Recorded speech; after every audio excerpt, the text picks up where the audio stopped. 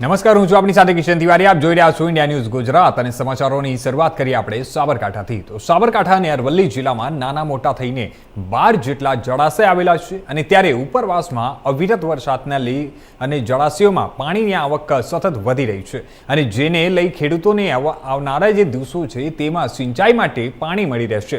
સાબરકાંઠા અને અરવલ્લી જિલ્લામાં નાના મોટા થઈને 12 જેટલા જળાશયો આવેલા છે. ત્યારે જણાવી દઈએ કે સતત વરસેલા વરસાદના લઈને જળાશયની સપાટીમાં વધારો થયો છે અને આજ સુધીની આવકની આપણે વાત કરીએ તો સૌથી વધુ આવક હરનાવ જળાશયમાં 78%, હાથમતી જળાશયમાં 72%, ગુહાણ જળાશયમાં 61% અને ખેડવા જળાશયમાં 57%, ગોરટિયામાં 26%, તો જવાનપુરામાં 6% પાણીની આવક નોંધાઈ છે. અને તો અરવલ્લી જિલ્લાના આપણે વાત કરીએ તો મુખ્ય મેશોમાં 84.16, વાત્રકમાં 62.71, માજમમાં 62.41 અને વેદીમાં 65.87% આવક નોંધાયેલો છે. તો હાથમતી જળાશયમાં સારી આવક થતાં હાથમતી નદી અને હાથમતી કેનાલમાં 150 ક્યુસેક કરતાં પણ વધુ હાલ તો પાણી વહી રહ્યું છે. તો હાથમતી વેસ્ટ વિયર પણ ઓવરફ્લો થઈ રહ્યો છે અને આ ઉપરાંત અન્ય નાના જળાશયોમાં પણ પાણીની સારી આવક થઈ છે અને સતત વધારો થઈ રહ્યો છે.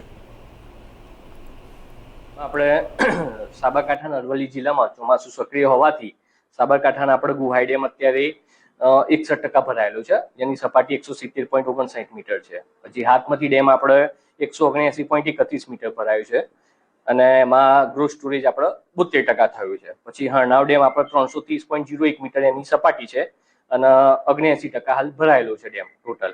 પછી ખેડવા ડેમમાં ઉપરવાસમાં સારા વરસાદના કારણે હાલનું લેવલ 256.90 મીટર થયું છે અને એમાં સ્ટોરેજ 57.40% થયું છે. પછી અરવલ્લી જિલ્લાના આપણા મોટા ડેમો વાત્રક, મેશોન, માજમ છે, જેમાં વાત્રકમાં હાલ લેવલ 133.62 મીટર છે અને એમાં 63% સ્ટોરેજ થયેલું છે. પછી મેશો ડેમનું સપાટી હાલ 213.20 મીટર છે અને એમાં સ્ટોરેજ અત્યારે 85% જેટલું ભરાયું છે ડેમ.